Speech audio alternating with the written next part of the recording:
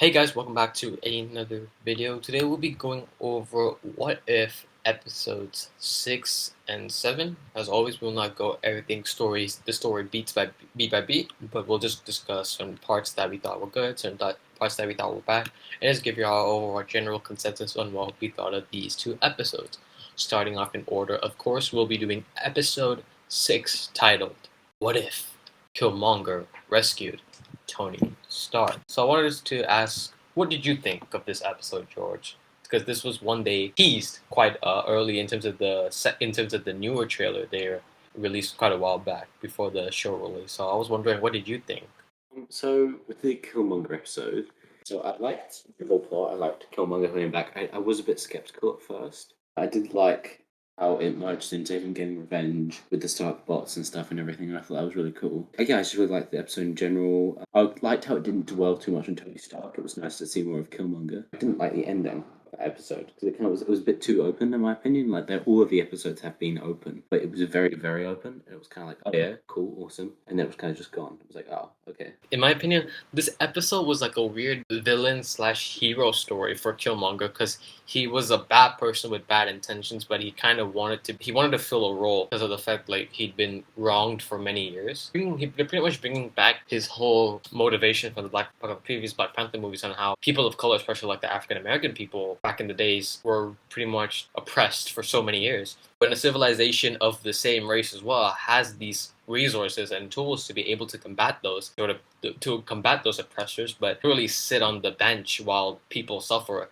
In a way, that's what is kind of ingrained in Killmonger. It's like we could have used this so long ago. Like many of our people could have literally been living well, but you guys just never even thought about the fact that while you guys were in your high palaces with your advanced technology centuries before us, people were were pretty much dying because of the fact they had the lack of resources to do so, like to live, to survive. And that is a really cool sort of motivation that, in a way, Killmonger's his somewhat not evil intentions, but his nefarious methods, they kind of stem from racism, which I think is pretty good, and I think there's a lack thereof in terms of like Marvel villains. We never get that sort of racial tension, Yeah. which is not really like present in superhero movies that much, which I think is pretty cool. But to me, overall, I still kind of was.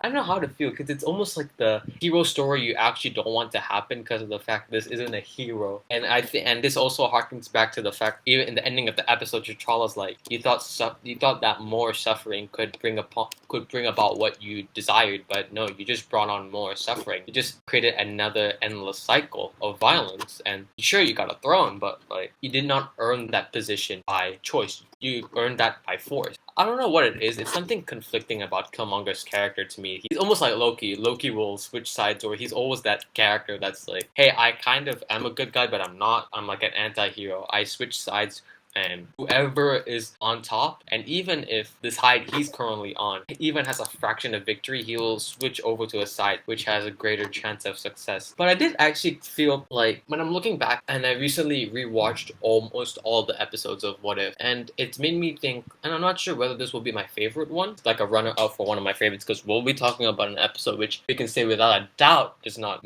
meet the favorites, or doesn't even come close to like a top 5 or top 9 episodes of the best of What If. God, yeah. This episode really was a hero story, but the hero was a villain, if you get what I mean, because of the fact he just was so he swayed the events to his liking, like the fact that he just so happened to rescue Tony Stark because of the fact he was quote unquote doing a undercover operation, but it turns out he was trying to just like sweep his way through. And even Pepper mentions how, yeah, some people, when they're aligned with Tony Stark, they always have something, like there's always a secret intention. It's not just because of the fact you get the limelight with one of the biggest billionaires in the world. There's always something that you want, and there's like a secret desire, to say the least. I'll tell you this much: Killmonger saved Iron Man 1. Like we could just say that up front because of the fact like remember they have that whole press meet, something similar to Iron Man 1, when instead of Iron Man going like, Yeah, I'm not. I'm shutting down the weapons. It's almost like a reverse where he's like, "Hey, we'll create more weapons and to help combat those whose lives were lost." And Killmonger goes like, "Hey, yeah. So this operation to kill Tony Stark was all held by Obadiah Stane, and that was something I found like truly cool, or at least like it was comedic yet cool at the same time. Like we all needed Killmonger just to expose that Obadiah Stane was the villain, just like that, because even Killmonger's like, yeah, I got all these records. Like, Yeah. quickly Google it because I posted it to the public, and then everybody's like, oh no, wait, what the hell? Like it's breaking news and everything. But the thing I never expected was the fact that man, Chadwick was in this episode again, and it was cool because they gave him like a action sequence when they're doing that whole trade. Tony Stark and Killmonger there building this combat drone because Killmonger was like, yeah, back in the day I was trying to get this project online, like start a project where I feel human soldiers could be replaced by robotic soldiers. And he easily sways Tony Stark because he's like, nah, it's okay. You don't have to. But Tony Stark, because they both drunk like crazy. They were like, yeah, sure, let's just do it, yeah. And I think the funny part in that scene was because they're thinking about how to power the drone, and Tony Stark's like, what if I made a miniature arc reactor? But then he's like, nah, stupid. It's like it's almost like a wink and a nod to the fact that the arc reactor was like a powerhouse of Tony Stark. It's what kept him alive. But then they go like, nah, we can use vibranium. And Killmonger, he has his father's ring, which they use as a way to construct the combat drone. So then they were like, hey, we need more vibranium. So Tony Stark's like, hey, why don't we negotiate with Ulysses Claw, and we can bring in the military so that deal does not go sideways and all that sort of stuff. And that's when Black Panther steps in, and he tears everyone. And I was like, that's cool. It's like it's very nostalgic because of the fact like the very fast paced type of a fight, which I thought was pretty cool. And another thing was like hearing Chadwick's voice again gives it that authenticity to it. But then you learn that Killmonger was the one that placed this into motion as well. He kills Rhodey and he kills T'Challa because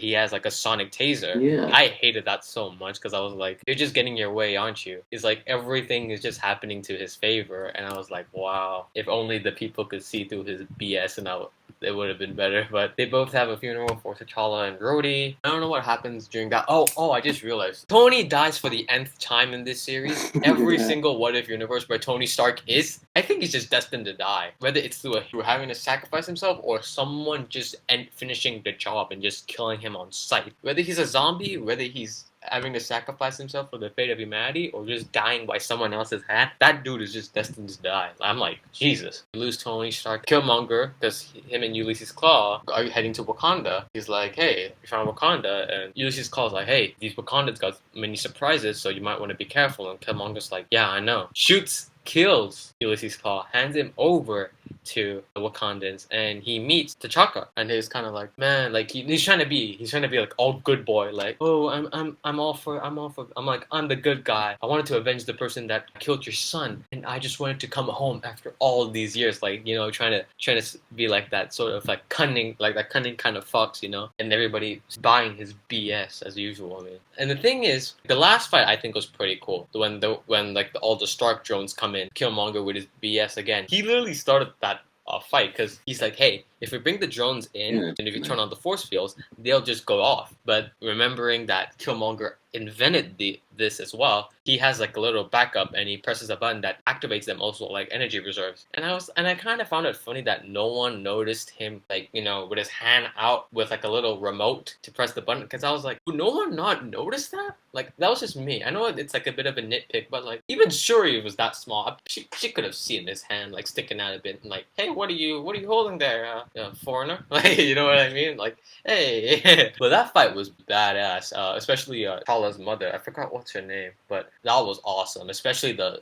Dora Milaje and the staff. The use of the staff is so creative as well. It's like, whoa. I like the fact that this animation, in terms of What If, it really is able to convey like a really dynamic yet over the top sort of action, which I really love. And that's something I really have to compliment throughout some of the What If episodes. The more hand to hand sort of based combat is really dynamic, and it's well choreographed in my opinion. Yeah, same, definitely. So then the war ends, and we get T'Challa. he's just T'Challa, not T'Challa, my bad. Oh, Killmonger, and he's on the sunset, like almost mirroring when he saw the sunset before his death. But now this time being alive, he's seeing the sunset, and then T'Chaka's like, "Oh, so proud of you. Oh, I'm so happy to have someone of a family finally be with us." And then you get Killmonger kneeling down, and he's like smirking with evil content. And then they give him the Black Panther ritual. They give him that heart-shaped herb. He gets that suit, and then he meets T'Challa in the plane, like in the plane where like most of the Black Panthers when they pass off, they become like Panther gods or Panther spirits, and they're just like all chilling on a tree.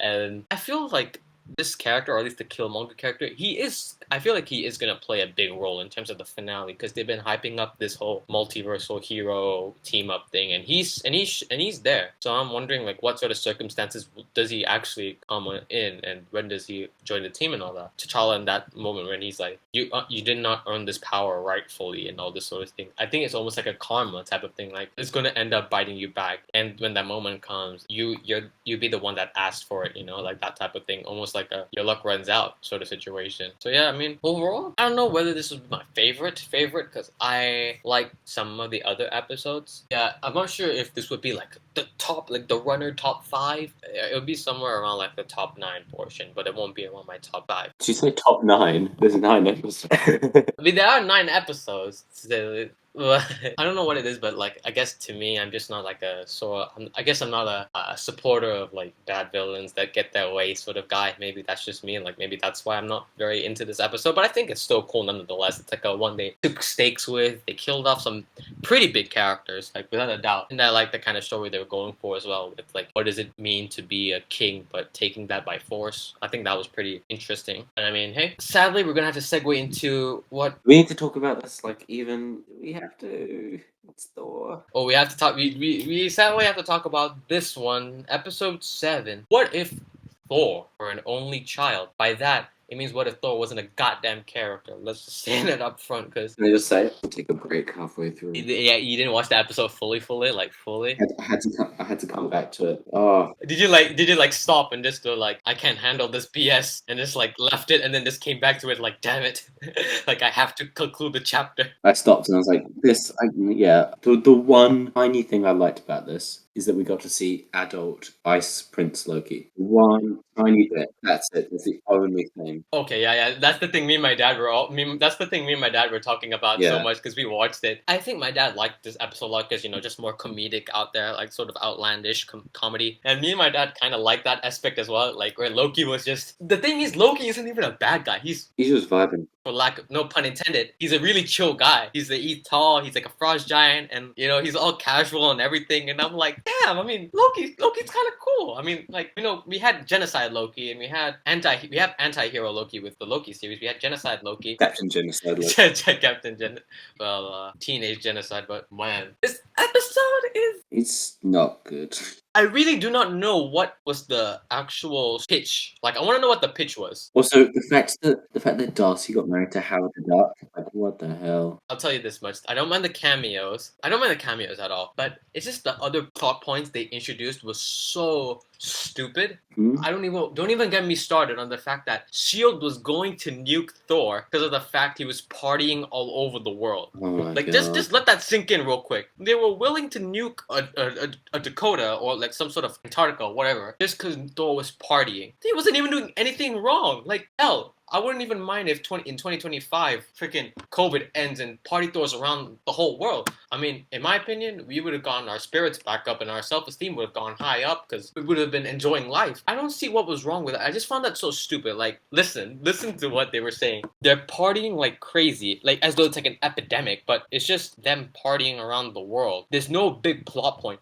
And I like the fact that Maria Hill and all the other people, besides Coulson, of course, because Coulson he's not an overly serious character. They say that with such seriousness, and you're just like, do you guys hear yourself right now? You guys are willing to go above and beyond just to nuke this alien or this god because of the fact he's partying. Like, oh my god. I don't know what it is, but it's just stupid to me. Like, no offense, if people enjoy this episode, I mean, I don't know who will, but Good for you, but why? yeah, good for you, yeah. But like, just saying, this is not row our boat. I just don't get the pitch. I don't get what they were even attempting. You know what? I felt like this was a more of a half-assed attempt, or at least a try-hard attempt at being that Thor Ragnarok Taika Waititi type of comedy, which I felt like they were really trying to push hard. Thor Ragnarok is good. It has the good comedy, but when it's not Taika Waititi, you can't do it. It's just like no, it was like this episode. I don't mind the fact that they centered this episode around Thor 1, which I mean is okay, it's cool. It's a fun episode. It's a light one because like the past however many episodes we got were just dark,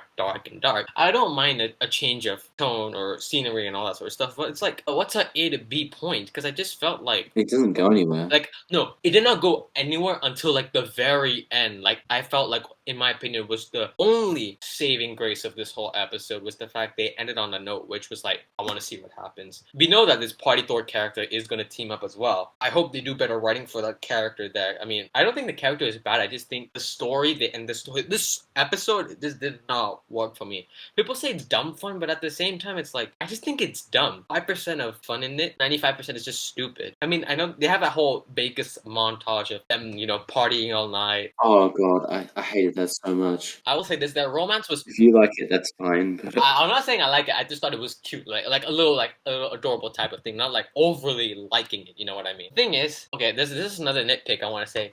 The Darcy and Natalie Portman or Jane Foster's character, they don't look anything like them, like the actual actors, which I found really weird. Because like Darcy, the character of Darcy, she wears glasses, but in this episode, she looks really unrecognizable without them. Although those characters and those actors are lending their voices to those roles, it's just they don't. You look like you're seeing Natalie Portman do a voice of another character you just happen to forget. Like, because of the fact that characters they don't resemble Jane Foster. Who are you? Did I like miss you in the MCU or something? Am I like, did I forget about this character? But it's like, no. It's pretty much, oh my god. I just realized they were doing, okay, do you know what I think the pitch was for this episode? Ferris Bueller down to 30 minutes. Because this is Ferris Bueller, quite literally. Ferris Bueller's Day Off, just in under 30 minutes. And I watched Ferris Bueller's Day Off, and that movie was like an hour long at least. Not even 2 hours, but that movie, even for an hour, that was more enjoyable than what they try to do in this. yeah. Okay, cameos and all are cool. Don't get me wrong. Cameos are cool. You got a cameo from Scourge. We saw Porg. We saw Grandmaster and all this sort of stuff. And I know it's a bit weird. I thought when he said release the foam, I was thinking about the fact, and I was like, release the foam. I mean,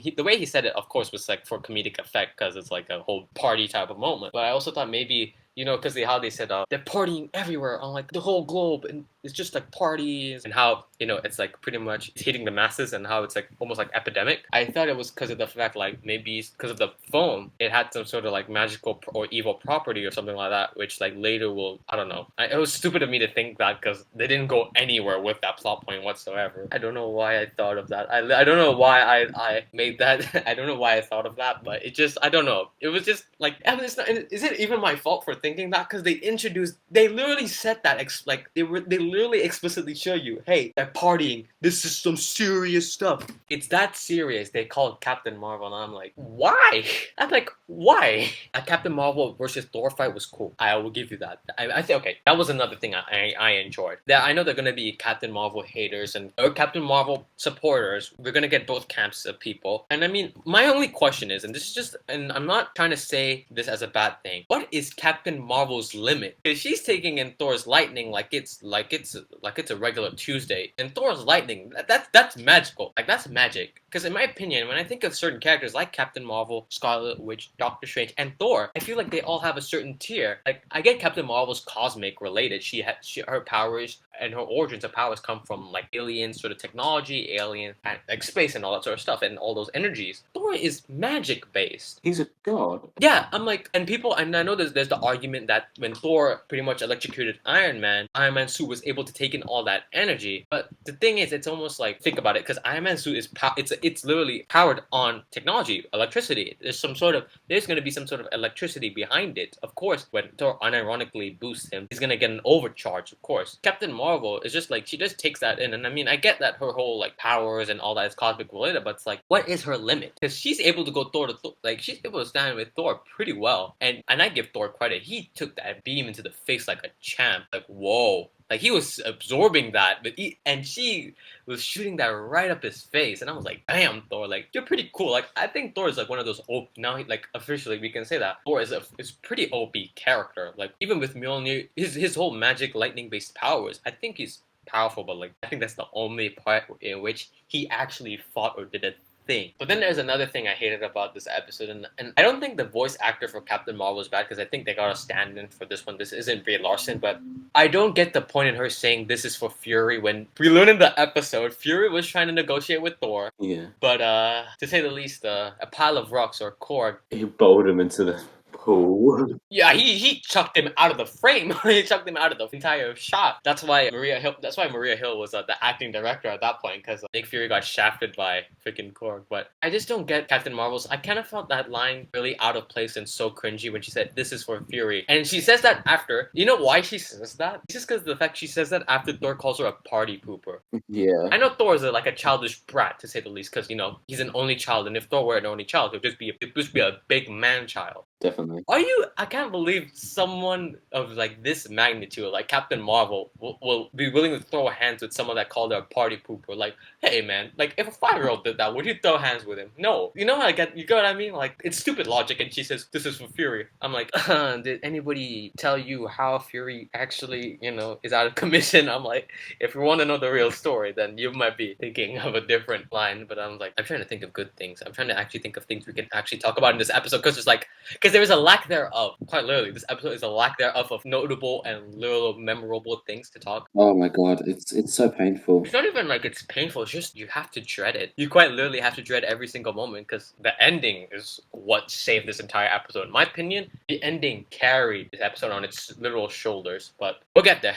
Okay, something I did find funny. Darcy married Howard because I remember they because the thing was I remember they were like, and this is a trope of like the whole like the Vegas stores where like, hey, let's just go out and do this one time thing. Let's not hope it evolves into something. And then it's like you get this like discount Elvis doing the whole like wedding ceremony. It's like I'll pronounce you Darcy and the dog, and then they're like officially married. I'm like, it's like what the hell? I was like, this is insane. I was like, okay. And then later in the episode when they pretty much get ditched by Shield, Darcy and Jane they meet up with Howard, and it's like Howard just like, look who's walking back, Mrs. the Duck. And I was like, okay, that was funny. Oh my god, yeah. But this is the part where they introduce the stupidest plot line. How do you stop a party? You call his mom, and I was like, ooh. You should. And the thing was, okay, early in this episode, the reason why Thor's goes out to party, Odin's doing his Odin sleep, and Frigga is such a bad wife. She's like, oh yeah, my husband's in hibernation. All right, ladies, it's time to go for ladies' night. I'm like, oh wait, what? Don't you love your husband? I was like, even Thor, like being king is like nothing compared to partying on Earth. I'm like, good lord. God. But then we get the whole line. We get this whole plot of Jane Foster and Darcy. They're trying to like create like a machine where they're able to communicate with Heimdall so they can get to Frigga. You get this whole like cut back where Thor's in Sydney at like the Sydney Opera House with everybody else partying and all that. You do get a montage of them like literally messing up the world and like pretty much vandalizing the entire world to say the least. They fight Thor and Captain Marvel fight. They're about to throw hands, and then Frigga's like, Thor, I'm gonna come down there and like see what you're doing, because Thor was like, I'm doing a social exchange with other people in Earth and everywhere else. And then we get the whole cleanup plot of the party where we have to clean up literally the entire world because we vandalized the crap out of it. I will say one of the funny parts was the Leaning Tower of Pizza when Thor put it up straight, because it was like, it reminded me of I don't know which Superman movie it was. It was the Christopher Reeve one where he straightens the Leaning Tower of Pizza, and then later in the movie he goes back to the Leaning Tower of Pizza and puts it back into the leaning position. I was like, that's pretty funny. Yeah, we get this whole comedic humor and all that sort of stuff. Like, oh mother, I found it so stupid. The Bifrost is supposed to summon you like that, like on the dot. Yeah. But apparently it doesn't summon you on the dot, because by the time Frigga arrived, she would have caught Thor like midway through cleaning up half the mess of the world they created because of them partying. But no, Frigga catches him just in time, and they're doing that whole childish that childish man stuff of like, oh, everybody say hi, Miss Trigger. I'm like, hi. I'm like, man, settle your asses down. I was like, no, like no, y'all are grown people. This is not even grown children. This is not even children. They're grown men and women here, grown aliens for the matter of fact, and they acting like 5-year-old kids. And I'm like, you guys are like killing me right now. Yeah. But we can finally get to the ending because we've been having to dread so much BS of this episode. So okay, ending. Thor meets up with Jane again. It was kind of like, damn Jane, you really sold me out. Like, I hate you, but I still want you. So why not we have a date and all this sort of stuff? And then she's like, oh, okay, I'll see you at 8 or whatever the hell. Watch is like, they all lived happily ever after, and love is what conquered the day. I mean, no offense. I mean, I mean, Jeffrey Wright, even saying something stupid as that, I buy him saying that because of the fact his Watcher character. I love so much because he has a kind of gravitas with his lines. So him saying that, even though stupid, he delivered it in such a believable way. And then Watcher's like, hey, what the hell? Because even the Watcher's like, hey, what the hell's coming through here now? And even you get a shot of Thor, who's like, honey, you get a portal opening with a bunch of Ultron bots, but Ultron, the leading man himself, has all the Infinity Stones literally inside of him, like a part of him. You think, oh, it's like classic Ultron, but nope, whip out that helmet and it's Vision Ultron, like a Vision Ultron hybrid. And I was like, wow, that is one hell of an ending. And that really is the saving grace of this whole entire episode. That was one hell of an end credits in my opinion. Like, holy crap. But yeah, I mean, to say the least, this episode was not the greatest. It was not bad. It was not good. It was just unexplainable to say the least. I mean, I don't mind that we should have an episode of levity that this because of the fact like the past few episodes of What If have been pretty grim to say the least. So for them to at least kind of spice it up a bit, do a little bit of lighthearted humor. I don't mind it, but in my personal opinion, I think the T'Challa Star-Lord episode was a better comedic episode. At least with that episode, there was a A to B point. There was a pathway in that story. Where with this one, I just felt like let's just make it an all-out comedy where the comedy will just lead us to the destination. Will just lead us to our ending destination, which I'm like, there's just nothing of substance. I honestly, this What If episode is like a filler MCU movie, quite literally. I mean, I'm just gonna say that up front. It's like a filler MCU movie. It's something you have to bear with for however many hours. But the only thing that saves it in its entirety is a post credits or like an end credits sort of stinger. I mean, yeah, this concludes yet another What If episode discussion / review. And I mean, as always, thank you guys for watching. And I just realized we're literally quite in the end game because episode 8 is currently out and episode 9 is coming out. And I mean, once episode 9 drops, everybody, we'll work on this video as much as we can. We'll try to get this video out here ASAP, and we'll work on the next episode 8 and 9 of What If. So till then, thank you guys for supporting us and keep supporting us as well. You can do that through subscribing. If there's a bell icon, you hit that so it immediately notifies you when a video of ours goes live. Please share this with friends and other peers as this will help with the growth of our channel. And as always, thank you guys for supporting us and take care.